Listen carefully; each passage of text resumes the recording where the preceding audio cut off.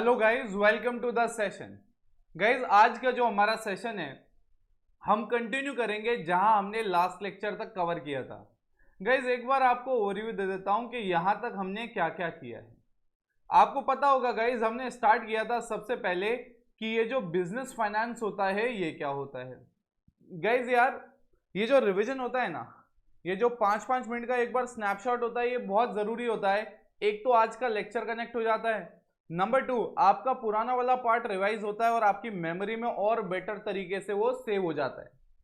तो गाइस, सबसे पहले मैं आपको बता दूं, ये बिजनेस फाइनेंस पढ़ा था हमने, फिर हमने पढ़ा था ये बिजनेस फाइनेंस की हमें जरूरत क्या है, फिर हमने देखा था ये जो पैसा होता है ना, मतलब जो ये टोटल कैपिटल स्ट्रक्चर होता है कंपनी का, बेसिकली ये किन फैक्टर्स पे डिपेंड करता है और इसका मतलब क्या होता है। हमने 14 फैक्टर्स पढ़े थे गाइस। उसके बाद हमने देखा था कि ये जो पैसा हम लेके आते हैं या तो फिक्स कैपिटल बनता है या वर्किंग कैपिटल।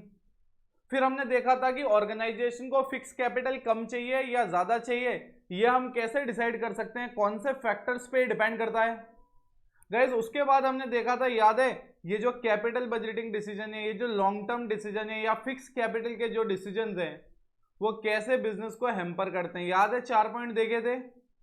फिर मैंने आपको वर्किंग कैपिटल बताई थी, टाइप्स ऑफ वर्किंग कैपिटल बताई थी, फैक्टर्स बताए थे कि इन फैक्टर्स पे डिपेंड करता है वर्किंग कैपिटल कम चाहिए या वर्किंग कैपिटल ज्यादा चाहिए। तो guys, I hope you guys are with me, यहां तक बिल्कुल क्लियर है। फिर गाइज, जब हम लेक्चर के लास्ट लेक्चर के एंड वाले पार्ट पे थे ना, तब मैंने आपको कुछ चीजें बताई थी, जैसे फाइनेंशियल मैनेजमेंट करके एक चीज होती है जिसका ऑब्जेक्टिव होता है कि शेयर होल्डर्स की वेल्थ बढ़ाए। ये जो फाइनेंशियल मैनेजमेंट होता है ना, इसमें हम डिसीजंस लेते हैं। क्या लेते हैं? डिसीजंस लेते हैं। किस चीज के डिसीजन लेते हैं? प्रोक्योरमेंट कहां से होगा फंड्स का, और उन फंड्स का यूजेज कहां पे होगा। क्या बोला मैंने कहा प्रोक्योरमेंट कहां से होगा और यूजेज कहां से होगा, मतलब उनको कहां से लाया जाएगा पैसे को और कहां लगाया जाएगा। ठीक है, ये हम फाइनेंशियल मैनेजमेंट में करते हैं। इससे क्या होता है, इससे हमारा शेयर होल्डर का जो वेल्थ होता है उसको हम बढ़ाने की कोशिश करते हैं। मतलब ऐसे डिसीजन लिए जाते हैं कि शेयर होल्डर की जो वेल्थ है वो बढ़े। क्लैरिटी है यहां तक? अब ध्यान से सुनना, मैंने आपको एट द एंड ये भी बताया था कि ये इंपॉर्टेंट क्यों है। याद है वो एनसीईआरटी वाला काम दिया था मैंने तुम्हें पढ़ने वाला, वो एनसीईआरटी वाला काम हुआ कि नहीं हुआ वो बताओ मुझे आप फटाफट कमेंट करके। किस किस बच्चे ने एनसीईआरटी वाला काम अच्छे से कर लिया है, किस किस ने एनसीईआरटी रीड कर ली है। तो गाइज, वो जो एनसीईआरटी मैंने आपको दी होगी, आप देखोगे तो अब आपको कनेक्ट हो जाएगा। यार, एनसीईआरटी पढ़ना जरूरी इसलिए है, दिमाग में जब आंसर लिखोगे आपको अभी पता तो पड़ गया कि यार इसका मतलब ये होता है, इसका लॉजिक ये है, पॉइंट की हेडिंग याद करने के लिए कोड दे दिया। गाइज, मैं आपको बता दूं, उसके बाद भी आपको अंदर भरने के लिए भी तो शब्द चाहिए, वर्ड्स चाहिए। तो ये जो एनसीईआरटी रीड कर रहे हैं ना, वो उसी का पार्ट है, उसी प्रोसेस का पार्ट है। ठीक है, तो मैंने कहा गाइज अब आगे बढ़ेंगे। इंपॉर्टेंस ऑफ फाइनेंशियल मैनेजमेंट भी देख लिया हमने, उसके आगे बढ़ेंगे। अब मैं आपको आगे बढ़ने से पहले मैं एक बार आपको ये जो फाइनेंशियल मैनेजमेंट है ना, इसी का थोड़ा सा एक बेसिक करते हैं ताकि आगे का पार्ट इससे कनेक्ट हो पाए। मैं आपको बता दूं मेरे प्यारे बच्चों, ये जो फाइनेंशियल मैनेजमेंट होता है अभी अभी आपने देखा होगा, ये जो फाइनेंशियल मैनेजमेंट होता है ये अभी अभी आपने देखा होगा, ये अभी अभी आपने देखा होगा कि मैंने आपको दो चीजें बताई थी इसमें। सबसे पहले मैंने कहा था प्रोक्योरमेंट। प्रोक्योरमेंट मतलब ये फाइनेंस कहां से आएगा, और मैंने कहा दूसरा यूजेज, मतलब ये पैसे का इस्तेमाल कहां पे होगा। तो मैंने कहा प्रोक्योरमेंट मतलब कहां से लाया जाएगा, यूजेज मतलब इसका इस्तेमाल कहां पे होगा। तो यार ये दो चीज हमने देखी थी, प्रोक्योरमेंट और यूजेज। अब ध्यान से सुनना मैं क्या कह रहा हूं। प्रोक्योरमेंट मतलब होता है कि पैसा जो है वो कहां से लेके आए हम, और यूजेज का मतलब होता है पैसे को कहां लगाना है। मतलब प्रोक्योरमेंट मतलब पैसा कहां से आएगा, यूजेज मतलब हम पैसा कहां से पैसा जो हमारे पास आया है वो कहां हम इन्वेस्ट करेंगे। तो गाइस, फाइनेंशियल मैनेजमेंट में ये जो पैसे का यूजेज है ना, इसको हम कहते हैं इन्वेस्टमेंट डिसीजंस।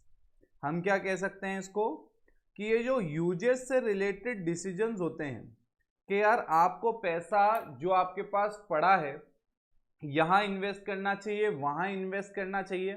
तो basically where to invest the funds, वो जो डिसीजन होता है उसको इन्वेस्टमेंट डिसीजन कहते हैं। अब ध्यान से देखना, मैंने कहा फाइनेंशियल मैनेजमेंट एक प्रोसेस होता है जो कि प्रोक्योरमेंट देखता है और यूजेस देखता है। ध्यान से सुनना, मैंने कहा ये जो फाइनेंशियल मैनेजमेंट होता है ये प्रोक्योरमेंट देखता है, ये यूजेस देखता है। मैंने कहा उसके बाद ये जो फाइनेंशियल मैनेजमेंट में कोई ना कोई फाइनेंस मैनेजर तो होगा ना, अरे कोई ना कोई एक फाइनेंस मैनेजर होगा।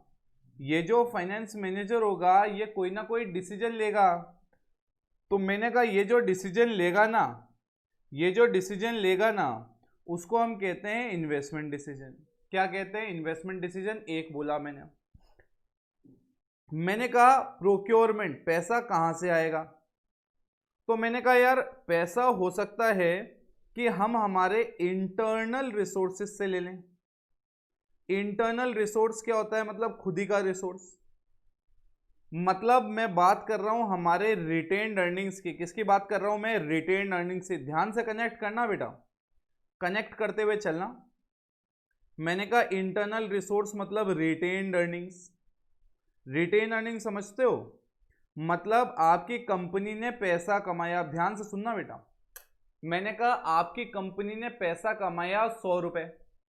अब ये जो 100 रुपए है, अगर आपको लगता है कि मुझे पैसे की जरूरत है, कहीं मुझे इन्वेस्ट करना है पैसा, तो मैं क्या करूंगा? हो सकता है जो मैं कमा रहा हूं उस पैसे को ओनर को देने के बजाय ऑर्गेनाइजेशन में ही वापस यूज कर लूं। तो ये जो डिसीजन होते हैं, कितना पैसा डिविडेंड के तौर पे बांटना है और कितना पैसा एज अ रिटेन अर्निंग्स रखना है ताकि बिजनेस में काम आ पाए, इन डिसीजंस को हम कहते हैं डिविडेंड डिसीजंस। क्या कहते हैं? Dividend decisions. क्या कहते हैं मेरे प्यारे बच्चों? Dividend decisions. स्टोरी क्लियर है? कहने का मतलब ऐसे डिसीजन जिससे हम ये डिसाइड करें कि कितना प्रॉफिट का पार्ट तो हम ओनर को बांट देंगे और कितना प्रॉफिट का पार्ट हम ऑर्गेनाइजेशन में रख लेंगे, क्योंकि हमें पैसे की हो सकता है जरूरत हो। तो बाहर वालों से लेने के बजाय इंटरनल रिसोर्स में ही ले लो। स्टोरी समझ में आ रही है? मैं बिल्कुल लॉजिकली फाइनेंशियल मैनेजमेंट में आपको एक कनेक्शन स्टैब्लिश करके दे रहा हूं। मैंने कहा हो सकता है रादर देन इंटरनली लेने के हम लोग एक्सटर्नल सोर्स पे भी जा सकते हैं। कहां जा सकते हैं? एक्सटर्नल सोर्स पे। एक्सटर्नल सोर्स की जब मैं बात करता हूं तो आपको पता होगा या तो मैं मार्केट में जाके उधार ले सकता हूं, या मैंने कहा आपको पता होगा मैं इक्विटी नए ओनर बना के पैसा ले सकता हूं। याद आ रहा है? कैपिटल स्ट्रक्चर में ऑलरेडी पढ़ चुके हैं कि हम डेट और इक्विटी से पैसा उठा सकते हैं। तो मैंने कहा इसका मतलब मैं अगर ये पूछूं, ये जो डिसीजन होता है इसको हम कहते हैं फाइनेंस डिसीजन। आ रहा सुनने? अब ध्यान से देखना, मैंने कहा हमारे पास, अब ध्यान से देखना, फाइनेंशियल मैनेजर के एस्पेक्ट को देखना, अब ध्यान से दिमाग लगाने की कोशिश करना। मैंने कहा कि यार एक फाइनेंस मैनेजर होता है जो कि फाइनेंशियल मैनेजमेंट करता है। फाइनेंशियल मैनेजमेंट का कॉन्सेप्ट क्लियर है, पैसा कहां से आएगा, पैसा कहां लगाया जाएगा। तो मैंने कहा जब फाइनेंशियल मैनेजर ये डिसीजन लेता है कि ये पैसा कहां लगाया जाएगा, इसका मतलब ये होता है कि वो एक इन्वेस्टमेंट डिसीजन ले रहा है। वो डिसाइड कर रहा है मुझे पैसा यहां डालना है, यहां डालना है कि यहां डालना है। मैंने कहा वहीं जब पैसे की, मैंने कहा लेट्स से मुझे पैसा डालना है 1000 करोड़। अब मैंने कहा वो पैसा मैं कहां से लेके आऊंगा? तो यहां पे वो डिसीजन लेता है कि मेरे को फाइनेंस डिसीजन लेता है कि ये पैसा बाहर से उठाना है मुझे। तो मैंने कहा ये डेट से लाऊं, इक्विटी से लाऊं। तो ये जो डिसीजन हो गया एक्सटर्नल सोर्सेज से जो पैसा रेज करने का, मतलब from which source to raise money, वो डिसीजन होता है फाइनेंस। कई बार हम ये भी डिसाइड करते हैं कि यार पैसा हम ना बाहर वालों के जगह इंटरनली भी अरेंज कर सकते हैं। तो आप एक डिसीजन लेते हो जिसको बोलते हैं डिविडेंड डिसीजन, जिसमें आप ये डिसाइड करते हो कितना प्रॉफिट हमें डिस्ट्रीब्यूट कर देना है और कितना प्रॉफिट हमें हमारे पास रखना है। क्या यहां तक क्लैरिटी है? क्या हमारे दिमाग में सेट हो गया यहां तक? तो मैंने कहा हमने 3 डिसीजन की बात कर ली जो फाइनेंस मैनेजर लेता है। एक है आपका इन्वेस्टमेंट डिसीजन, एक है आपका फाइनेंस डिसीजन और तीसरा है डिविडेंड डिसीजन। अब मैंने कहा एक एक जो डिसीजन है उस पर रिसर्च करते हैं। अब आप देख सकते हो स्क्रीन पे अब आपको स्क्रीन पे देख सकते हो, आपको इन्वेस्टमेंट डिसीजन दिख रहा है। मैंने कहा गाइज अब ध्यान से देखो, ये इन्वेस्टमेंट डिसीजन दिख रहा है और इन्वेस्टमेंट डिसीजन में क्या डिसीजन है, how the firms funds are invested in different assets. अरे फर्म का जो पैसा है वो अलग अलग जगह किस तरह से इन्वेस्टेड है, उसको हम कहते हैं इन्वेस्टमेंट डिसीजन। मैंने कहा अब फर्म जब इन्वेस्ट करती है तो वो शॉर्ट टर्म के लिए भी करती है या लॉन्ग टर्म के लिए। अगर फर्म लॉन्ग टर्म के लिए कर रही है तो हम कहते हैं कैपिटल बजटिंग डिसीजन ले रही है। अगर फर्म शॉर्ट टर्म के लिए कर रही है तो हम कहते हैं वर्किंग कैपिटल डिसीजंस ले रही है। गाइस वापस कनेक्ट करूं, भैया फर्म का जो पैसा है वो कहां इन्वेस्ट होगा, वो जब आप डिसाइड करते हो तो आप क्या कर रहे हो, इन्वेस्टमेंट डिसीजन ले रहे हो। अब आप जब इन्वेस्ट करते हो, you may invest for a longer period of time, you may invest for a short period of time. So basically you are taking working capital decision or you are taking capital budgeting decision. Is the story clear to you? Now listen to me very carefully. मैंने कहा यार यहाँ पे अब ये वाला जो part है आप देख सकते हो, क्या है ये, cash flow of the project. ये क्या है बेटा, रेट ऑफ रिटर्न, और ये क्या है, इन्वेस्टमेंट क्राइटेरिया इन्वॉल्व। देखो CRI। Now listen to me very carefully, listen to me very carefully.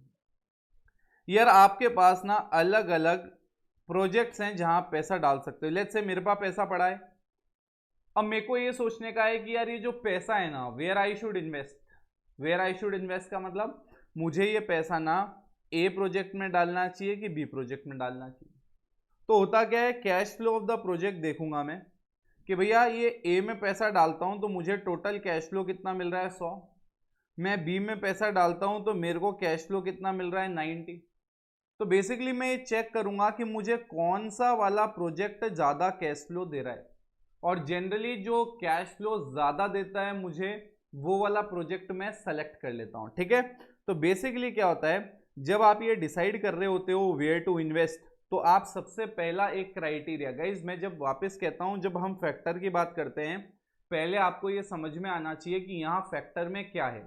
जब आप इन्वेस्टमेंट डिसीजन के फैक्टर्स की बात कर रहे हो, मतलब आप ये डिसाइड करना चाह रहे हो इन फैक्टर्स को देखते हुए कि मुझे यहाँ इन्वेस्ट करना चाहिए या इन्वेस्ट नहीं करना चाहिए।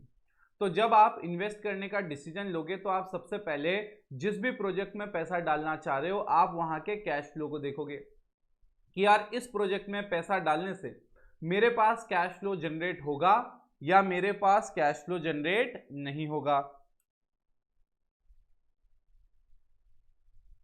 यस गाइस, तो cash flow of the project हो गया। आई थिंक वीडियो स्क्रीन अब दिख रही है पूरी आपको। तो यार cash flow of the project हमने समझ लिया कि ये जो cash flow of the project होता है कितना इंपॉर्टेंट होता है। ये एक इंपॉर्टेंट क्राइटेरिया है डिसाइड करने के लिए कि मुझे इन्वेस्टमेंट करना चाहिए या नहीं। अब आते हैं rate of return. Rate of return मतलब लेट्स से कि आपके पास दो प्रोजेक्ट हैं ए और बी, क्या इन्वॉल्व है अपने पास क्या ऑप्शन अवेलेबल है, दो। एक तो है ऑप्शन ए और एक है हमारे पास ऑप्शन बी। अब मैंने कहा ये जो ऑप्शन ए और ऑप्शन बी अवेलेबल है मेरे पास, ये जो दोनों के दोनों ऑप्शन हैं, इसमें मुझे रिटर्न मिल रहा है, ध्यान से देखना, इसमें मुझे रिटर्न मिल रहा है 8%, इसमें मुझे रिटर्न मिल रहा है 12%। तो नॉर्मली मैं हमेशा उस प्रोजेक्ट के साथ जाऊंगा जहां रिटर्न ज्यादा मिल रहा है, मतलब जहां मेरे इन्वेस्टेड पैसे पे ज्यादा मुझे रिटर्न मिलेगा, मैं उसी प्रोजेक्ट में जाने की कोशिश करूंगा। बट अब ध्यान से सुनना, मैंने कहा यह भी ध्यान रखना कि जब आप रिटर्न देख रहे हो रिस्क भी देखना। अरे आपने देखा होगा बाजार में, अगर ऐसा कोई आदमी है जो आदमी डूबने की स्थिति में है, भले ही वो आपको कहे मैं आपको इंटरेस्ट बहुत ज्यादा दूंगा, बट आप कभी उसमें पैसा इन्वेस्ट करोगे नहीं करोगे, क्योंकि वहां पैसे डूबने की प्रोबेबिलिटी क्या होगी, बहुत ज्यादा। तो वैसे ही जब आप किसी प्रोजेक्ट के रिटर्न का एनालिसिस करो तो आप हायर रिटर्न वाले को सेलेक्ट करोगे, बट हम रिस्क भी एसेस करेंगे। ऐसा नहीं हो रिटर्न थोड़ा सा ज्यादा के चक्कर में रिस्क थोड़ी सी ज्यादा हो जाए। ठीक है, अब मैंने कहा अब उसके बाद है इन्वेस्टमेंट क्राइटेरिया इन्वॉल्व। अब ध्यान से देखना ये क्या है, इन्वेस्टमेंट क्राइटेरिया इन्वॉल्व क्या है। गाइस देखो यार, हर एक आदमी का एक इन्वेस्टमेंट क्राइटेरिया होता है। देखो मैं आपको सिंपल सा बताता हूं। मैंने कहा मैंने जिनसे पैसा उधार लिया, लेट्स से मैंने रुपए 100 करोड़ उधार लिए बाजार से, और मैंने कहा ये जो 100 करोड़ रुपए है ना, ये मुझे रिटर्न करने हैं आफ्टर 2 इयर्स। क्या करने हैं मेरे को? रिटर्न करने हैं। कब रिटर्न करने हैं? मैंने कहा आफ्टर 2 इयर्स, 2 साल के बाद मुझे क्या करना है? इन पैसे को रिटर्न करना है। तो एक बात बताओ ना, मेरा इन्वेस्टमेंट क्राइटेरिया जब कहता हूं तो मेरा इन्वेस्टमेंट क्राइटेरिया क्या होगा? मेरा इन्वेस्टमेंट क्राइटेरिया होगा कि मैं एक ऐसे प्रोजेक्ट में पैसा डालूंगा जहां पे मुझे 2 साल बाद पे बैक हो जाए। मतलब जो इन्वेस्टेड पैसा है वो एटलीस्ट 2 साल के बाद मुझे वापस मिले, ताकि मैं लौटा सकूं जिस आदमी से पैसा लिया है। वैसे अब मैंने कहा इन्वेस्टमेंट क्राइटेरिया, ये तो मैंने एक एग्जांपल दिया पे बैक पीरियड का। मैंने कहा इन्वेस्टमेंट क्राइटेरिया कई बार ये रिटर्न भी हो सकता है।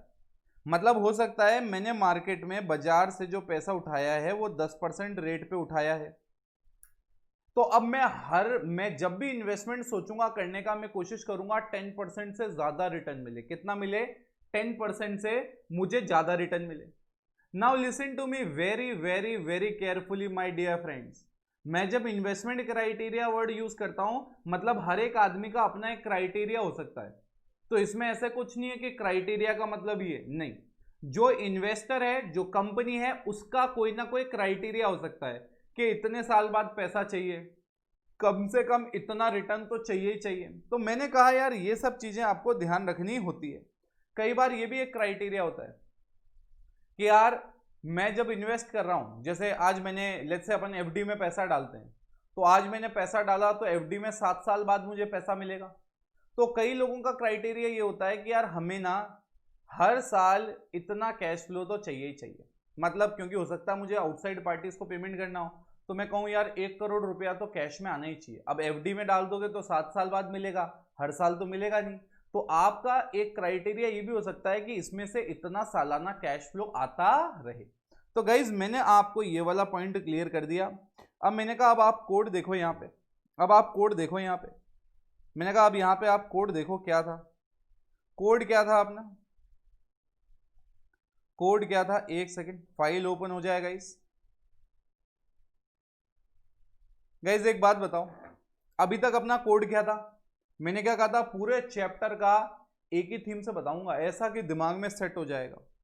मैंने कहा एनएसजी चले ताज कोलाबा फॉर डिफेंस। याद आ रहा है? फैक्टर्स हैं ये किसके? ये हैं फिक्स कैपिटल के। फिर हमने पढ़ा इसके बाद NSG secured in Colaba palace rifle, बंदूक और कारतूस चला के। क्या है बेटा? राइफल, बंदूक और कारतूस चला के। अब मैंने कहा आपको पता होगा भैया, जब ये बॉम्बे अटैक हुए थे तो एक आदमी, एक आतंकवादी, एक टेररिस्ट पकड़ा गया था, कसाब, याद है? तो यार अब जब हुआ तो उसके बाद क्या है? ये है CRI। सी मतलब क्या है? केस। अब भैया पकड़ा गया तो केस होगा, अरे जज के सामने पेशी होगी। तो केस रजिस्टर्ड इन, क्या है CRI का मतलब? केस रजिस्टर्ड इन, कि भैया उसके रिगार्डिंग क्या हुआ? केस रजिस्टर हुआ। ठीक है, आगे पूरी कहानी चलेगी। एनएसजी चले Taj Colaba for defence, NSG secured in Colaba palace, rifle, बंदूक और कारतूस चला के। फिर उसके बाद क्या हुआ? कसाब पकड़ा गया। कसाब पकड़ा गया तो केस रजिस्टर हुआ, क्योंकि भैया ऐसा काम किया है, लोगों को मारा है, तो केस तो होगा ही होगा। अब मैंने कहा अब अपन आते हैं बेटा किस पे? अब अपन आते हैं अपने दूसरे वाले डिसीजन पे। गैस देखो, पहला डिसीजन बिल्कुल सिंपल था। अब आते हैं हमारे फाइनेंस के डिसीजन पे, फाइनेंशियल डिसीजन जिसको हम कह सकते हैं। तो ये जो फाइनेंस डिसीजन होगा, ये फाइनेंस डिसीजन क्या होगा? ये है how much funds to be raised from each source. अरे भैया मैंने कहा अगर हमने ये डिसाइड किया कि पैसा हमें बाहर से लेके आना है, हमारे पास करंटली इतना सफिशिएंट पैसा नहीं है, तो भैया बाहर से जब आप पैसा लाओगे, डेट से, इक्विटी से, लिस्टेड से, अनलिस्टेड से, आप कितना कितना पैसा रेज करोगे वो यहाँ पे डिसाइड होगा। अब मैं आपको एक और इंपॉर्टेंट बात बता दूं मेरे प्यारे बच्चों, आप मान लो ये जो नीचे अपन फैक्टर्स पढ़ेंगे ना, ये फैक्टर्स लगभग कैपिटल स्ट्रक्चर के फैक्टर से मिक्स एंड मैच मिलेंगे आपको। थोड़ी थोड़ी हेडिंग अलग होगी, बट समझने के लिए कुछ ज़्यादा नया नहीं होगा। ये अपन बहुत ही जल्दी खत्म कर लेंगे, क्योंकि इसका बेस दिमाग में इतनी जल्दी क्लियर होगा, क्योंकि कैपिटल स्ट्रक्चर वाले से रिलेट करना वहां जो पॉइंट्स थे वो सारे के सारे पॉइंट्स आपको यहां मिलेंगे। तो मैं एक काम करता हूं, आपके लिए फुल स्क्रीन करता हूं, आप एक बार रीड मारना। पहला पॉइंट क्या है हमारे पास? पहला पॉइंट है बेटा स्टेट ऑफ कैपिटल मार्केट। क्या है मेरे प्यारे बच्चों? State of capital market. अब मैं आपके लिए यहां पे आप देखोगे बॉक्स में मैंने पूरा डिटेल्ड एक्सप्लेनेशन भी लिख रखा है। मैंने डिटेल्ड एक्सप्लेनेशन लिख रखा है कि ये स्टेट ऑफ कैपिटल मार्केट होता क्या है। मैंने कहा when stock market is rising people are ready to invest in equity and depressed capital market make issue of equity difficult. Guys याद आ रहा है यार? वो स्टॉक मार्केट की कंडीशन वाला पॉइंट था ना, वहां नाम अलग था, यहां नाम अलग है। यहां क्या है? State of capital market. भैया ये जो कैपिटल मार्केट है ना, ये कैपिटल मार्केट का स्टेट कैसा, मतलब हालत कैसी है? अरे आपको लगता है कि भाई अगर आपको स्टॉक मार्केट बढ़ते हुए स्तर पे है, ठीक है, स्टॉक मार्केट अगर राइजिंग बढ़ रहा है तो भैया लोग भी इंटरेस्टेड होंगे और अब आप इक्विटी इशू कर सकते हो थ्रू लिस्टेड। अगर आपको लगता है कि भैया डिप्रेस्ड कैपिटल मार्केट है, सुस्त कैपिटल मार्केट है, लोग पैसा डाल रहे हैं बट रिटर्न नहीं मिल रहा, तो भैया आप अब जाओगे लिस्ट कराने तो मिलेगा क्या? पैसा नहीं। तो क्लियर कट आंसर है, अगर स्टेट ऑफ कैपिटल मार्केट अगर राइजिंग है, बढ़िया है, तो आप लिस्टेड पे जाओ। आ रहा समझ में? आप लिस्टेड पे जाओ, आप इक्विटी पे जा सकते हो, कोई प्रॉब्लम नहीं है। बट अगर स्टेट ऑफ कैपिटल मार्केट अच्छा नहीं है तो भैया आप क्या करोगे? फाइनेंशियल इंस्टीट्यूशन के दरवाजे खटखटाओगे।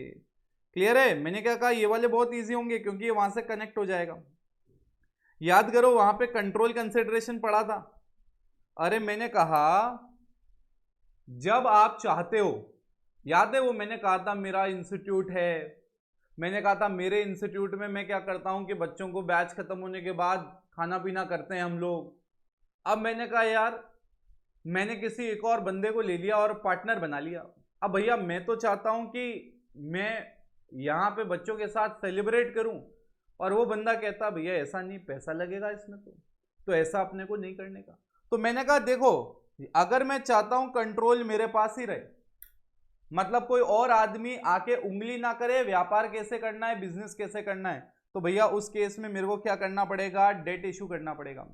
Issue of more equity may lead to dilution of management's control over business. आप जैसे जैसे और इक्विटी इशू करते जाओगे, गाइस देखो आपको इसका कॉन्सेप्ट पता है ऑलरेडी, कंट्रोल में क्या होता है? डेट इशू करते हो तो कंट्रोल नहीं जाता, इक्विटी इशू करोगे और लोगों को मालिक बनाओगे तो कंट्रोल जाएगा। यहां पे ये लिखा है जैसे जैसे आप इक्विटी ज्यादा इशू करते जाते हो, जो मैनेजमेंट में कंट्रोल है आपका वो डाइल्यूट होता जाता है और भी लोग डिसीजन मेकिंग में इन्वॉल्व होते जाते हैं। याद आ रहा है फ्लोटेशन कॉस्ट? अरे यार अगर कोई सोर्स ऐसा है, अगर कोई एक ऐसा तरीका है जहां से पैसा तो आ रहा है बट पैसा वहां से लाने की वजह से हमारी कॉस्ट जो है वो ज्यादा लग रही है, तो भैया आप अगर ऐसा सोर्स जहां से पैसा आने में आपको खर्चा ज्यादा करना पड़ रहा है, कॉस्ट ज्यादा लगानी पड़ रही है, तो ऑटोमेटिकली वो आपके लिए सोर्स क्या हो जाएगा? कम अट्रैक्टिव हो जाएगा। तो गाइज आप वापस देखो हेडिंग क्या है। हमने कहा फाइनेंशियल डिसीजन लेते वक्त हम ये हेडिंग्स को देखेंगे, इन पॉइंटर्स को देखेंगे। भाई जब मेरे को ये डिसाइड करना है कि पैसा मुझे कहां से उठाना है तो मैं देखूंगा फ्लोटेशन कॉस्ट क्या है। जिस सोर्स में फ्लोटेशन कॉस्ट ज्यादा हो जाएगी वो मेरे लिए लेस अट्रैक्टिव हो जाएगा और दूसरे वाले अट्रैक्टिव हो जाएंगे। अरे बोलो यार, अब आ जाओ cash flow of the business. अब ये बताने की जरूरत तो नहीं है cash flow of the business क्या है। यार अगर आपके पास cash flow of the business जबरदस्त है, बढ़िया है, पैसा आ रहा है, कोई टेंशन की बात नहीं है, पैसा है भी, तो जब आपके पास ऑलरेडी पैसा है तो आप रिस्क ले सकते हो डेट इशू करके। सर डेट में रिस्क कैसी? अरे यार डेट में रिस्क है, साल के एंड में मुझे उनको पैसा देना ही देना है फिक्स्ड इंटरेस्ट। बट अगर मैं इक्विटी इशू करता हूं तो प्रॉफिट होना है तो ही देना है। तो अगर आपको लगता है कि आपके पास ऑलरेडी स्ट्रॉन्ग कैश फ्लो है, मतलब अगर बिजनेस ने पहले साल मुनाफा नहीं भी कमाया, दूसरा साल मुनाफा कमाया नहीं, तो भी आपके पास पुराना कैश फ्लो पड़ा है जिससे आप क्या कर सकते हो? पेमेंट कर सकते हो डेट के इंटरेस्ट का, तो आप डेट पे जाओ। बट अगर कैश फ्लो की पोजीशन गड़बड़ाई हुई है, लगता है कि प्रॉफिट नहीं हुआ नए प्रोजेक्ट से, तो पैसे पे इंटरेस्ट नहीं दे पाओगे, तो भैया इक्विटी पे जाओ, रिस्क मत लो। ठीक है? उसके बाद गाइज आता है रिस्क। गाइज देख रहे हो सारा का सारा पड़ा हुआ है।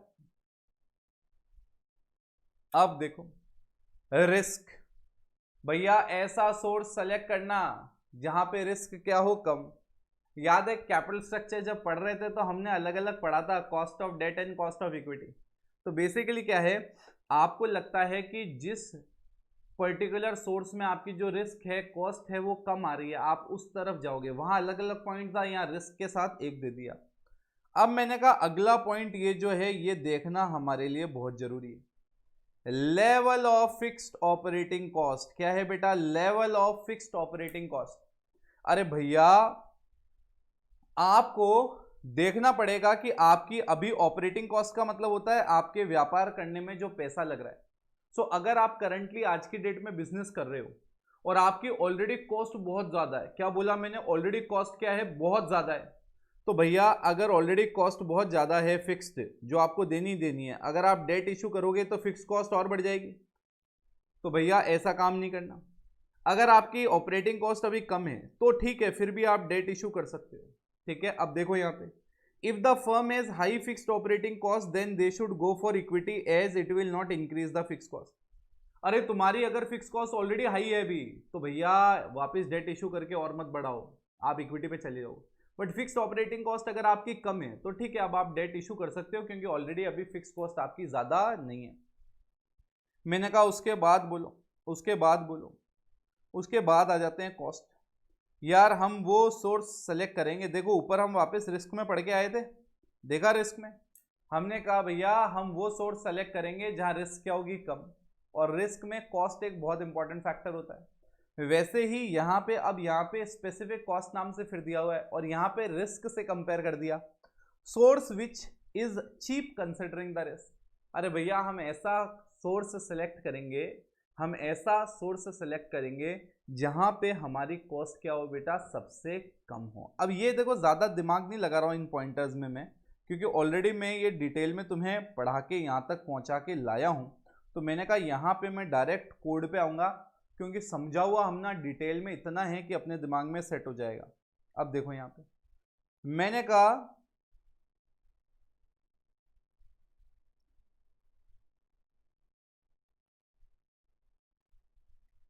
देखो अब ध्यान से, 1 2 3 4 5 6 7 चेक कर लो एक बार, कितने पॉइंट्स है टोटल? 7 पॉइंट्स। मैंने कहा अब कोड चालू करते हैं। एनएसजी चले Taj Colaba for defence, NSG secured in Colaba palace rifle, बंदूक और कारतूस चला के। मैंने कहा उसके बाद कसाब पकड़ा गया, तो क्या होगा? केस होगा। अटैक कहां हुआ था? मुंबई में। तो भैया कोड है आगे, case registered in Mumbai court, Mumbai court में केस हुआ। किस चीज के लिए केस हुआ? फॉर सीआर, मतलब एक ही दे रहा हूं मैं, criminal, for criminal code and conduct. अरे भैया उन्होंने क्रिमिनल काम किया ना, लोगों को मार के एक क्राइम किया।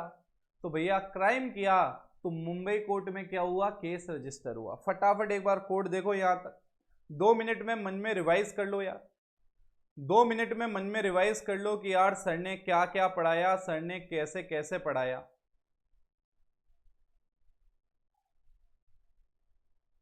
आपको इसमें ध्यान रखना है ये कोड, क्योंकि ये बहुत बहुत बहुत हमारे लिए क्या होगा? इंपॉर्टेंट होगा।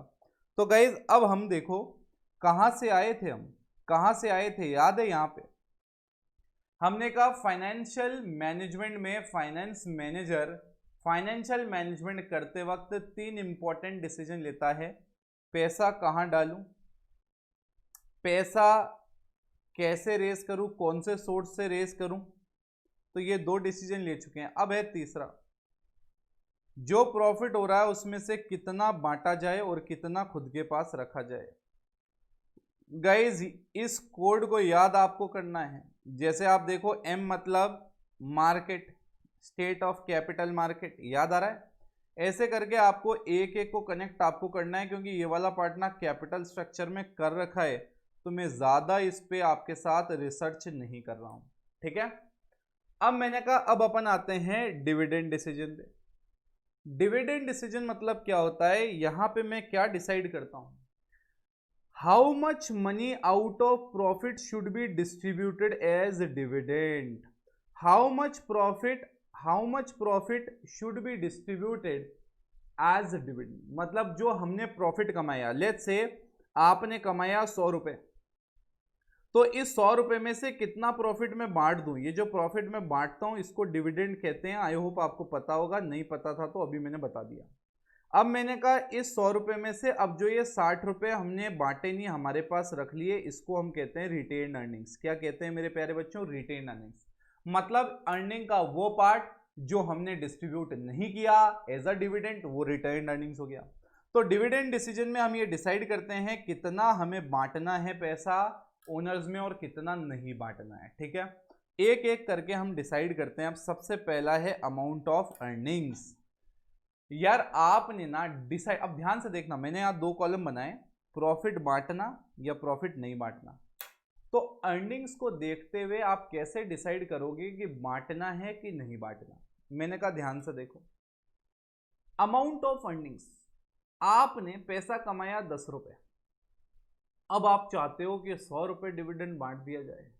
ऐसा हो सकता है? नहीं हो सकता। तो यार अगर आप ये सोच रहे हो अर्निंग्स को देखते हुए, तो अगर आपके पास सफिशिएंट अर्निंग्स हैं, प्रॉफिट्स हैं, तो आप डिविडेंड बांट सकते हो। बट अगर आपके पास अर्निंग सफिशिएंट ही नहीं है, बांटने लायक ही नहीं है, तो भैया रिटेन ही करनी पड़ेगी। फिर समझ में आ रहा है? अरे यार मैं कह रहा हूं, ध्यान से सुनना, मैं कह रहा हूं, मैं ये डिसाइड कर रहा हूं कि कितना पैसा बांटूं और कितना पैसा नहीं बांटूं। तो भैया पहले आप अर्निंग्स तो देखो। मैंने ऊपर एग्जांपल दिया 100 रुपए का प्रॉफिट है, अब मैं कहूं 200 रुपए बांट रहा हूं मैं, अरे भैया चेक तो कर लो आज तक की अर्निंग्स पड़ी कितनी है, उसके बेसिस पे ही तो आप डिसाइड करोगे कितना बांटना है या नहीं बांटना। तो अर्निंग सफिशिएंट है तो बांट दो डिविडेंड, अर्निंग सफिशिएंट नहीं है तो भैया रिटेन करके रख लो, बांटने की कोई जरूरत ही नहीं है।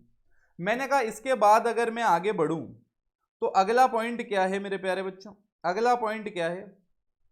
अगला पॉइंट है मेरे पास, देखो बेटा क्या है, स्टेबिलिटी ऑफ अर्निंग्स।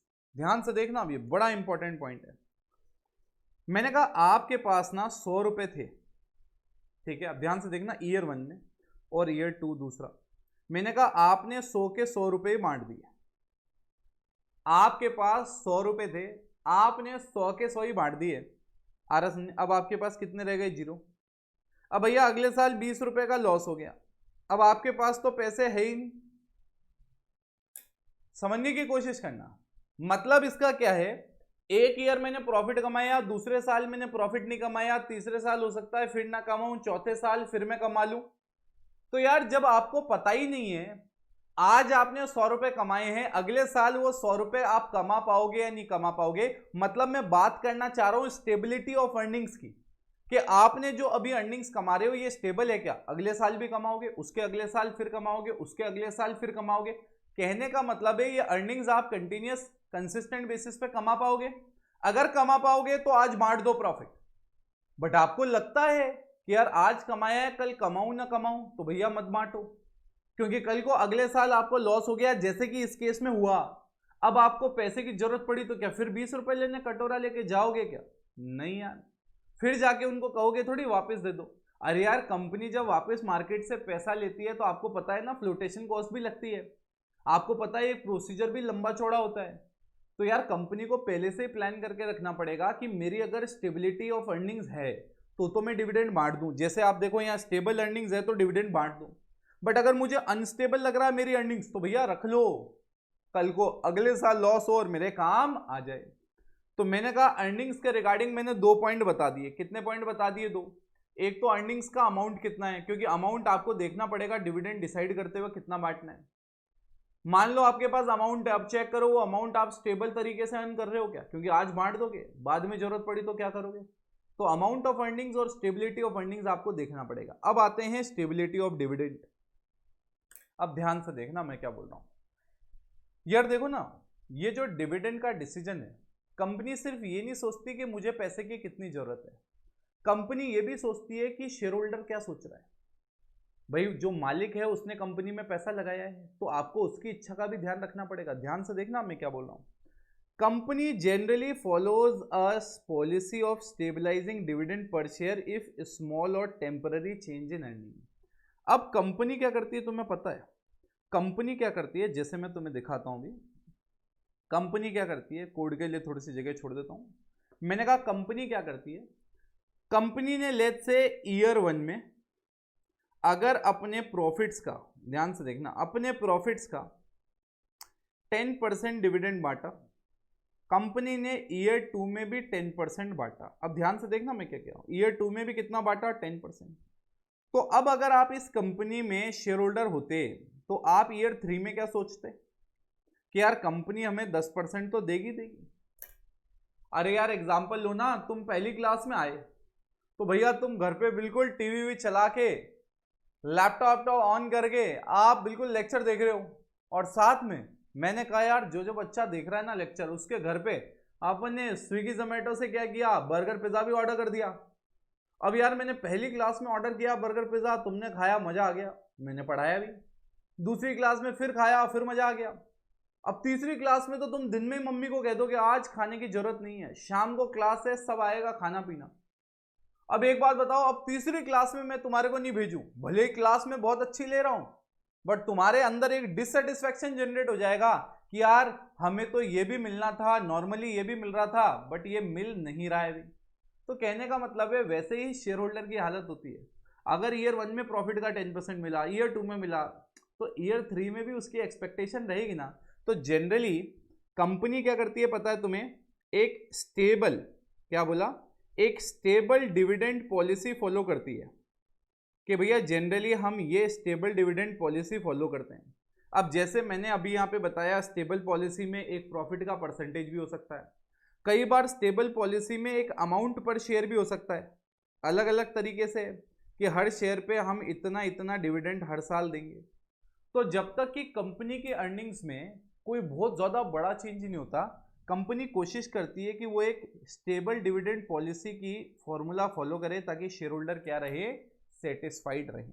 चलें बेटा वापस, चलो अब इसके बाद क्या है बेटा, ग्रोथ अपॉर्चुनिटी। मुझे एक बात बताओ, अगर आपकी कंपनी, ध्यान से देखना, अगर आपकी कंपनी में, अगर आपकी, ध्यान से देखना, अगर आपकी कंपनी है और आपकी कंपनी के पास कोई ग्रोथ की अपॉर्चुनिटी अवेलेबल नहीं है, ग्रोथ की अपॉर्चुनिटी समझते हो, जैसे लेट्स से कि रिलायंस के पास पैसा था, उन्होंने जियो खड़ा कर दिया, तो इसका मतलब उनके दिमाग में एक विजन था कि यार जियो जैसी कंपनी बनाएंगे। मैंने कहा वैसे ही टाटा के पास पैसा था तो टाटा ने अलग अलग वेंचर में पैसा डाला, तो उनके पास एक ग्रोथ के लिए एक अपॉर्चुनिटी थी जहां वो पैसा इन्वेस्ट कर सकते थे। मैंने कहा अगर आपके पास ग्रोथ की अपॉर्चुनिटी अवेलेबल है, मतलब ग्रोथ अपॉर्चुनिटी आपके पास अवेलेबल है, तो आप डिविडेंड नहीं बांटोगे, आप कहोगे ये पैसा प्रॉफिट नहीं दे रहे हैं, हम क्या कर रहे हैं, इसको कहीं इन्वेस्ट कर रहे हैं। बट अगर आपके पास कोई ग्रोथ की अपॉर्चुनिटी अवेलेबल ही नहीं है, कोई और आपके पास वेंचर ही नहीं है, तो बेटर है ना अपने पास पैसा रखो, डिविडेंड शेयर होल्डर को तो बांट दो, एटलीस्ट वो तो खुश रहेंगे कि हाँ कंपनी कुछ कर नहीं रही है, एटलीस्ट हमें पैसा तो दे रही है कुछ ना कुछ। उसके बाद कैश फ्लो पोजीशन, यार देखो डिविडेंड के लिए ना आपके पास कैश भी होना चाहिए, क्योंकि अगर आप कहोगे यार हमारे पास प्रॉफिट तो हो गया अक्रूवल बेसिस पे, हाथ में कैश नहीं, अरे यार आप समझते हो ना, प्रॉफिट एंड लॉस जो आपका बनता है वो तो अक्रूवल बेसिस पे बनता है। तो कई बार ऐसा भी होगा कि सेल्स आपकी क्रेडिट में होगी, प्रॉफिट तो दिख रहा है करोड़ों का, बट आपके पास कैश नहीं है। तो आपको ये भी देखना है कि डिविडेंड तभी बांटोगे जब कैश फ्लो पोजीशन अच्छी हो, कैश फ्लो पोजीशन अच्छी नहीं है तो डिविडेंड मत बांटो। उसके बाद है share holders preference. Share holders preference का मतलब क्या होता है, शेयर होल्डर क्या प्रेफर करते हैं, लेट्स से मैं बताता हूं। मैंने कहा तुम्हारे पास 1 करोड़ रुपया था, तुम्हारे पास 1 करोड़ रुपया था, तुमने कहा यार ये जो 1 करोड़ रुपया है, कंपनी को कहा ये लो तुम 1 करोड़ रुपया हम इन्वेस्ट कर रहे हैं। अब तुमने ये तो कहा कि इन्वेस्ट कर रहे हैं, अब कंपनी ने तुम्हें क्या किया, 1 साल बाद ही वापस कहा कि यार ये हमने प्रॉफिट कमाया आप रख लो। अब तुम्हारा दिमाग खराब हो गया, बोले यार हमारे को ही पैसा चाहिए होता तो हम तुम्हारे में इन्वेस्ट क्यों करते, हमने पैसा इसलिए डाला है तुम पैसे को और इन्वेस्ट करो, पैसे से पैसा बनाते जाओ। आ रहा समझ।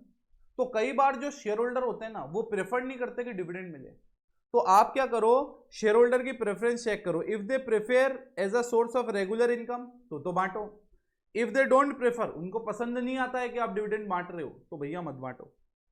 उसके बाद टैक्सेशन पॉलिसी, मैं आपको बता दूं एक तरह का टैक्स होता है डिविडेंड डिस्ट्रीब्यूशन टैक्स, और आपको एक और जानकारी दे दूं, अब ये भारत में नहीं लगता, मतलब ये पिछले साल तक लगता था, अब ये लगना बंद हो गया, बट मैं आपको नॉर्मली बता देता हूँ। जब कंपनी डिविडेंड बांटती है तो लेट्स से एग्जांपल ले रहा हूं मैं, 15% let's say dividend distribution tax लगता है। तो कंपनी अब 100 रुपए में से 15 रुपए डिविडेंड डिस्ट्रीब्यूशन टैक्स काटेगी और 85 रुपीज डिस्ट्रीब्यूट करेगी। या आप मान लो जितना डिस्ट्रीब्यूट कर रही है उस पर टैक्स देना पड़ेगा, कोई भी जो भी क्राइटेरिया है।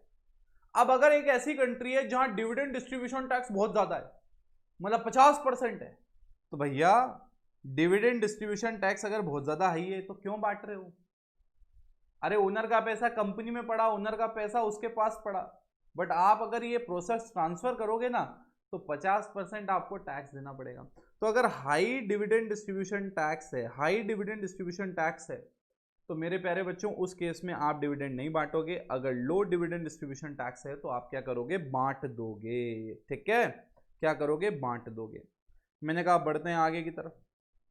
अब देखो मेरे प्यारे बच्चों, अब यार stock market condition, stock market की कंडीशन भी बता देता हूं।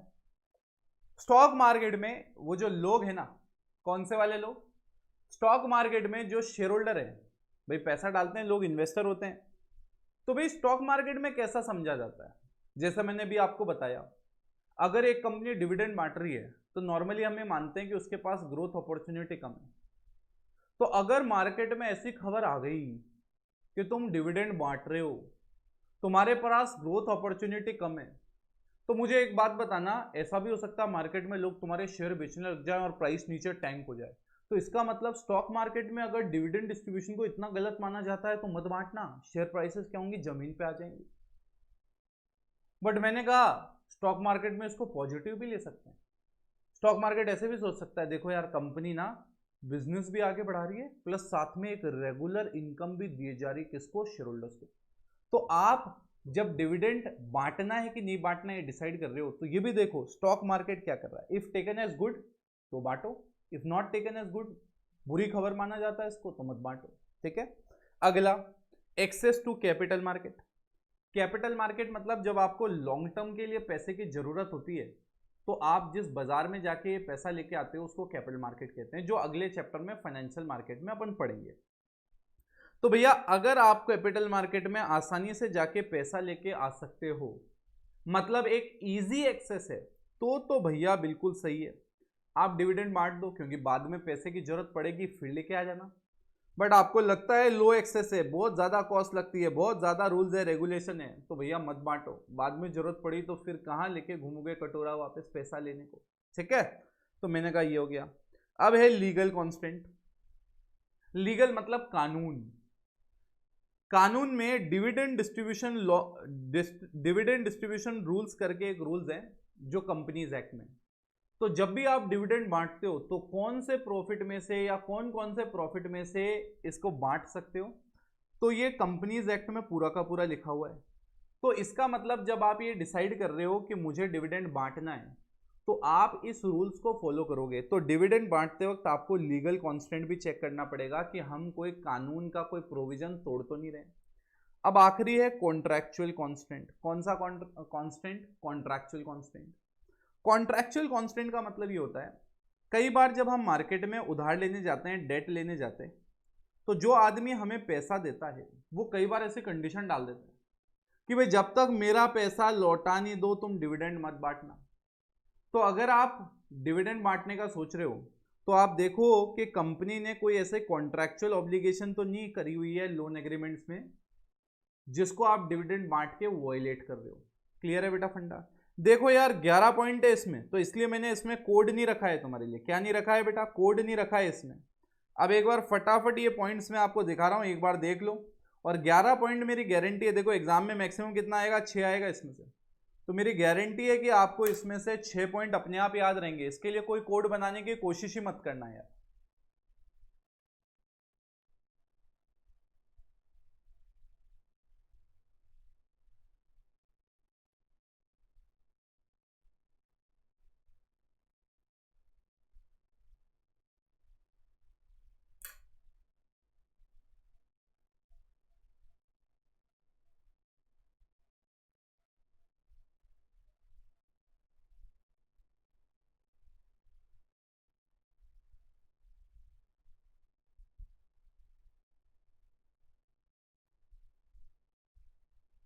यस गाइस, डन है, दिमाग में सेट है अपन क्या कर रहे हैं। चलो मेरे प्यारे बच्चों, अब लेके चलते हैं तुम्हें अगले वाले कॉन्सेप्ट पे। और गाइस ये कॉन्सेप्ट थोड़ा सा ना मतलब मज़ेदार है, ठीक है। मैं इसको आपको थोड़ा सा फुल स्क्रीन ही दिखाऊंगा क्योंकि मुझे एक साथ इसमें से बहुत सारी चीज़ें डिस्कस करते हुए चलेंगे। इसको पूरा का पूरा लैंडस्केप ये चार्ट है, तो मैं आपके लिए फुल स्क्रीन कर रहा हूँ इसे भी। अब इस चार्ट को आप गौर से देखो यार, इस चार्ट को आप गौर से देखो, इस चार्ट को गौर से देखो। मैंने कहा अब मैं बात कर रहा हूं फाइनेंशियल प्लानिंग। आपको याद होगा कल जब मैंने एनसीईआरटी आपको बताई थी तो मैंने आपको वहां पे क्लियरली एक चीज बताई थी, और वो क्लियरली एक चीज जो मैंने आपको बताई थी वो क्या थी। मैंने कहा वो चीज ये थी कि हमने दो टॉपिक छोड़े हैं, एक तो फाइनेंशियल डिसीजंस जो आज हमने कर लिए 3। अरे फाइनेंशियल मैनेजर के जो 3 डिसीजंस रहते हैं वो हमने कर लिए, इन्वेस्टमेंट, फाइनेंशियल और डिविडेंड। अब एक टॉपिक आखिरी जो उसमें था वो था फाइनेंशियल प्लानिंग, और पूरी की पूरी एनसीईआरटी का एक एक चीज हमने कवर कर ली है। मैंने कहा कौन सी चीज है, मैंने कहा वो है फाइनेंशियल प्लानिंग। और ये फाइनेंशियल प्लानिंग की क्या चीज है जो आखिरी हमारा बचा है। मैंने कहा फाइनेंशियल प्लानिंग मतलब होता है blueprint of an organisations future operations. अरे भैया भविष्य में एक ऑर्गेनाइजेशन को क्या चाहिए उसका पूरा का पूरा ब्लूप्रिंट होता है। अब देखो इसके ऑब्जेक्टिव जो है ना उसको देख के आपको बेटर समझ में आएगा। पहला ऑब्जेक्टिव है to ensure availability of funds whenever required. जब आप फाइनेंशियल प्लानिंग करते हो ना, तो जब आप फाइनेंशियल प्लानिंग करते हो तो आप ये इंश्योर करने की कोशिश करते हो कि यार आपके पास जिस दिन पैसा चाहिए हो ना उस दिन अवेलेबल हो वो पैसा। क्या बोला मैंने, जिस दिन आपको पैसा चाहिए हो उस दिन अवेलेबल हो। जैसे देखो यहाँ क्या लिखा है, financial resources are not left idle as they have a cost, matching of funds requirement with availability. अब मैं आपको समझाता हूं। मैंने कहा यार यहां पे अगर मैं कहूं मुझे 1 अप्रैल को पैसे की जरूरत है, तो अब दो चीजें मुझे ध्यान रखनी है इन दोनों पॉइंट्स में। मैंने कहा 1 अप्रैल में अगर मुझे पैसे की जरूरत है तो एक बात बताओ, अगर मुझे 1 अप्रैल को पैसे नहीं मिलते हैं तो क्या मेरा प्रोजेक्ट चल पाएगा, नहीं चल पाएगा। अरे मैंने डिसाइड किया था कि मुझे 1 अप्रैल को पैसा चाहिए, और अगर 1 अप्रैल को मैं पैसा नहीं अरेंज कर पाया तो मेरा प्रोजेक्ट अटक जाएगा। तो भैया जब आपकी रिक्वायरमेंट हो उस दिन आपके पास पैसे की अवेलेबिलिटी होनी चाहिए, पैसा गायब नहीं होना चाहिए, ठीक है। उसके बाद proper estimation of funds required for different purposes, estimate the time at which these funds are required. मैं आपको बता दूं, अगर आपके पास 1 अप्रैल को फंड की जरूरत है तो सबसे पहले आप ये भी देखो कि ये जो फंड चाहिए उनमें से कितने आपके फिक्स कैपिटल के पर्पज से हैं और कितने आपके वर्किंग कैपिटल के पर्सपेक्टिव से हैं। दूसरा आप ये भी देखो, ये फंड 1 अप्रैल को चाहिए तो ऐसा नहीं हो आपके पास 1 जनवरी को ही आ जाए, क्योंकि ये जो फंड आप रेस करते हो इस फंड की कॉस्ट होती है। अरे जो पैसा दे रहा है वो आपसे क्या करेगा, कुछ ना कुछ इंटरेस्ट लेगा या in the form of return वो कुछ आपसे एक्सपेक्ट करेगा। अरे मानो आपने भले ही इक्विटी वालों से ही पैसा क्यों नहीं लिया ओनर बना के, तो वो ओनर जो बन रहे हैं वो भी तो कोई ना कोई एक्सपेक्टेशन रखेंगे। अगर आपने टाइमली उनको रिटर्न नहीं दिया तो वो शेयर बाजार में आपके शेयर बेचने लग जाएंगे, तो शेयर प्राइसेस क्या होंगी, टैंक हो जाएंगी, जमीन पे आ जाएंगी। तो यार इसलिए हमें ध्यान रखना है, फाइनेंशियल प्लानिंग जो होती है वो हमारी ये जो फाइनेंशियल प्लानिंग है ये ऑर्गेनाइजेशन की रिक्वायरमेंट होती है, ये पूरा का पूरा ब्लूप्रिंट होता है कि पैसा किस दिन चाहिए। तो फाइनेंशियल प्लानिंग में हम इंश्योर करते हैं जिस दिन पैसा चाहिए उस दिन फंड रिक्वायरमेंट के साथ मैच हो जाए हमारी फंड अवेलेबिलिटी। दूसरा, हमारे पास फंड जो है वो अननेसेसरीली हमने रेस करके पहले ना रख ली हो, क्योंकि उनकी हमारी कॉस्ट वेस्ट हो जाएगी, ठीक है। चलो बेटा आप देखते हैं आप। अब मैंने कहा इंपॉर्टेंस पे आते हैं, इंपॉर्टेंस पे आते हैं गाइस। क्या कहता है हमारा ये इंपॉर्टेंस वाला पार्ट, देखो क्या कहता है। मैंने कहा इंपॉर्टेंस वाला पार्ट हमारा ये कहता है सबसे पहले एफ। यार अगर आपने ये फाइनेंशियल ब्लूप्रिंट बना लिया, क्या कर लिया, अब आपने ये फाइनेंशियल ब्लूप्रिंट बना लिया, तो मैंने कहा यार अब अपन ऐसा कर सकते हैं बड़ा, ठीक है। अब देखो मैंने कहा अब अगर आपने ये फाइनेंशियल ब्लूप्रिंट पहले ही एडवांस में बना के रख लिया है, क्या बोला मैंने, अगर आपने ये फाइनेंशियल ब्लूप्रिंट पहले ही एडवांस में बना के रख लिया है तो आपके लिए तो एडवांटेजियस है यार। क्यों एडवांटेजियस है यार, आप पहले से फोरकास्ट कर पाओगे। क्या कर पाओगे, फोरकास्ट। आप पहले से ही फोरकास्टिंग कर रहे हो यार, अगले 6 महीने अगले 12 महीने आपको पैसा कितना कितना चाहिए, तो ये आपको हेल्प करेगा कि भैया फ्यूचर में आपके पास क्या सिचुएशन रहने वाली है। यार जितना आप फ्यूचर सिचुएशन को फोरकास्ट करके चलोगे उतनी ही आपके क्या होगा, जो एक्चुअल उसका एग्जीक्यूशन होगा वो बेटर होगा। क्योंकि एकदम से आपके पास ऐसी सिचुएशन नहीं आ जाएगी कि यार चलो आज के आज 100 करोड़ लेके आओ, 1000 करोड़ लेके आओ। अगर आपने पहले से ही फाइनेंशियल प्लानिंग कर रखी है, आपको पता है किस दिन कितना पैसा चाहिए, तो आप पहले से ही फोरकास्ट कर रहे हो, तो एकदम से जो रिक्वायरमेंट आएगी वो नहीं आएगी। इसी एक्सप्लेनेशन के बेसिस पे ही अब अपना सेकंड एक्सप्लेनेशन है, शॉक्स एंड सरप्राइज। यार आपने अगर पहले से ही अपना ऑर्गेनाइजेशन का फाइनेंशियल ब्लूप्रिंट बना रखा है, तो यार आपकी ऑर्गेनाइजेशन में एकदम से शॉक या सरप्राइज नहीं आएगा। मैंने कहा ना, आप अगर पहले से फोरकास्ट कर रहे हो तो पहले से भविष्य की रिक्वायरमेंट आपको आज पता है। अब सोचो एकदम से आके कोई कहे यार देना 100 करोड़ रुपए, बिजनेसमैन का भी दिमाग खराब हो जाएगा। तो ये जो शॉक और सरप्राइज मिलते हैं ना एकदम से, कि एक दिन पैसे की ये जरूरत है, एक दिन पैसे की ये जरूरत है, वो शॉक और सरप्राइज आपको नहीं होंगे। क्या नहीं होंगे बेटा? शॉक और सरप्राइज आपको नहीं होंगे। अब देखते हैं अगला। अब अगला है helps in coordinating various business function. यार आप सीधी सी बात करो, अगर आपको पता है आपको 100 करोड़ रुपए की जरूरत है, तो अब भैया जो आपका इन्वेस्टमेंट डिसीजन लेने वाले लोग हैं, जो कि फाइनेंशियल मैनेजर, ये बिजनेस फंक्शन वाले लोग प्रॉपरली इसी हिसाब से काम करेंगे। आपके पास ये जो फाइनेंस डिसीजन वाले लोग हैं, ये भी इसी हिसाब से काम करेंगे। अगर आपके अलग अलग और भी कोई फंक्शन के लोग हैं, अगर उनको आपके फोरकास्टिंग पहले से पता होगी, एस्टिमेशन पहले से पता होगी, तो वो भी अपने एफर्ट्स उसी हिसाब से डालेंगे। क्लियर है गाइज? यहां तक कोई डिफिकल्टी इसमें अपने को दिमाग में सेट हो गया बेटा ये? अब मैंने कहा इसके बाद अब अपन देखते हैं कि क्या है अगला पॉइंट। अगला पॉइंट क्या कहता है? अगला पॉइंट क्या है?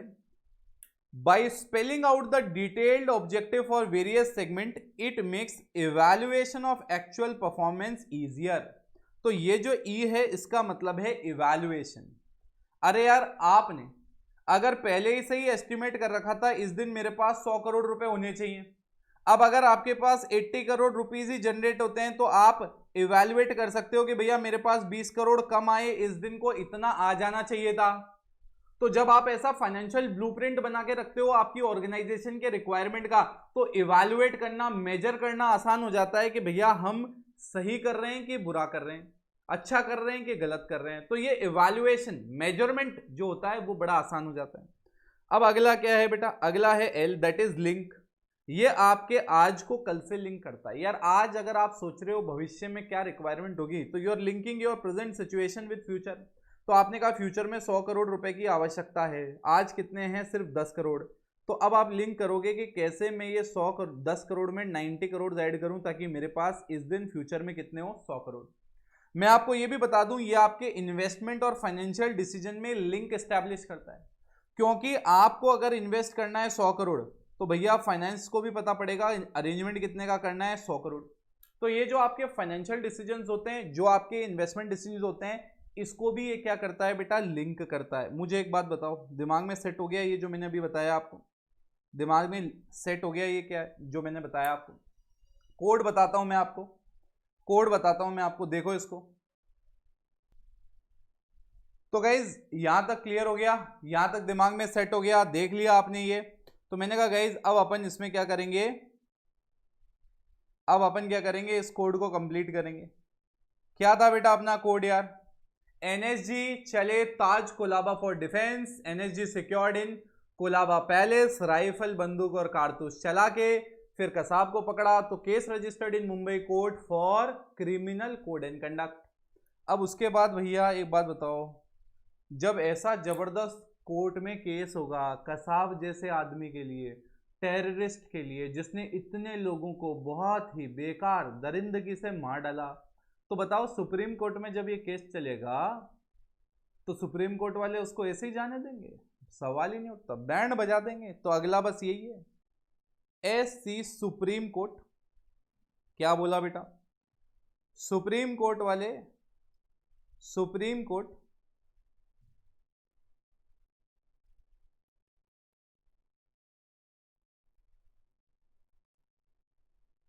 पहले एफ भी है यहां पे, फिर सुप्रीम कोर्ट,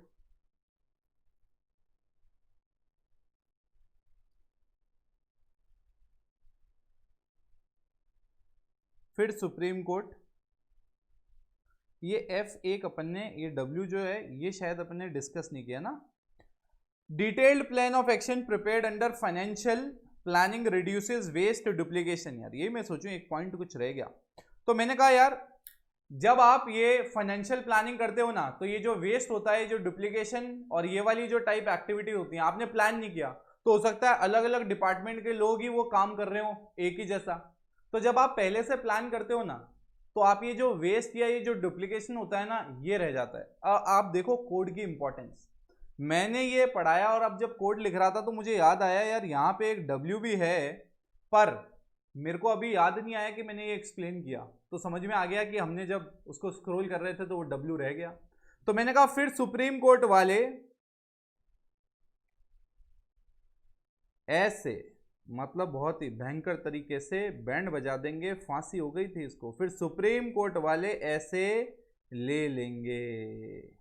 आ रहा समझ में क्या है?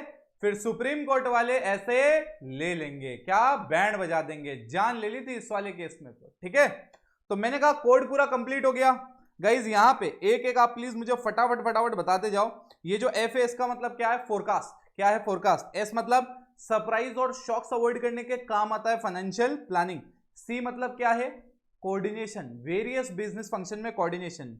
वेस्ट को अवॉइड करता है, डुप्लीकेशन को अवॉइड करता है, ओवरऑलिंग एक दूसरे के ऊपर जो ओवरराइड करती है उन एक्टिविटीज को हटाता है, इवैल्यूएशन में हेल्प करता है, लिंक करता है प्रेजेंट फ्यूचर को, लिंक करता है इन्वेस्टमेंट और फाइनेंशियल डिसीजंस को। गाइस आपने देखा पूरे चैप्टर के कोड, सबसे पहले हमने ये डिसाइड किया कि कैपिटल स्ट्रक्चर और डिविडेंड के कोड की जरूरत नहीं है। क्यों जरूरत नहीं है? ऑलरेडी इतने सारे पॉइंट्स हैं, कैसे भूलोगे? कुछ ना कुछ तो याद रहेगा। मैंने कहा जहां लिमिटेड पॉइंट्स है वहां हमने कोड बना डाला, और कोड की भी पूरी एक थीम, एनएसजी चले Taj Colaba for defence, NSG secured in rifle, NSG secured in Colaba palace, rifle बंदूक और कारतूस चला के, case registered in Mumbai court for criminal code and conduct. फिर सुप्रीम कोर्ट वाले ऐसे ले लेंगे। क्लियर है बेटा फंडा? तो यार ये हमने पूरा का पूरा चैप्टर कवर किया। गाइज मैं आपको बता दूं, अब आप पूरे के पूरे रेडी हो चुके हो एनसीईआरटी पढ़ने के लिए, पूरे के पूरे रेडी हो चुके हो। अब एनसीईआरटी आप पढ़ सकते हो। अब मैंने कहा डिफरेंस एक छोटा सा है। डिफरेंस क्या है? कुछ ऐसे ऐसे पॉइंट आपको मिलेंगे अभी, एक trading on equity, financial leverage. ये पॉइंट जब मैं अगले लेक्चर में, जो मेरा नेक्स्ट सेशन होगा जिसमें मैं आपके साथ questions, case based studies discuss करूंगा, उसमें उन पॉइंट्स को मैं एक्सप्लेन करूंगा। ठीक है, मैंने क्वेश्चंस डाले हैं उसके रिगार्डिंग। ठीक है, तो आई होप आप यहां तक अच्छे से रिवाइज करोगे और अगले सेशन में फटाफट रिवीजन करने के बाद आप बैठोगे। तो आप एक चीज का ध्यान रखना कि ये जो कोड है ये आप एटलीस्ट 10-15 मिनट्स, ये जो अभी पूरा चैप्टर है 3 पेज में पूरा चैप्टर करा दिया मैंने, तो अब आपकी रिस्पॉन्सिबिलिटी है ये मुझे ऑनेस्टली बताना, ये पूरे के पूरे पढ़ने में आपको कितना टाइम लगेगा अगर आपने एनसीईआरटी रीड मार ली है। हार्डली 15 से 20 मिनट, अग्री के डिसअग्री, 15 से 20 मिनट में हो जाएगा। तो यार इसलिए हमें ध्यान रखना है कि ये जो चैप्टर है ना, अब मैंने इतना कंसाइज तरीके से एक एक पॉइंट प्रैक्टिकली एक्सप्लेन किया है कि कोई डिफिकल्टी होनी ही नहीं चाहिए। तो गाइस अगले सेशन में मिलते हैं with case studies, with questions. Till then take care, bye bye, and do not forget to revise.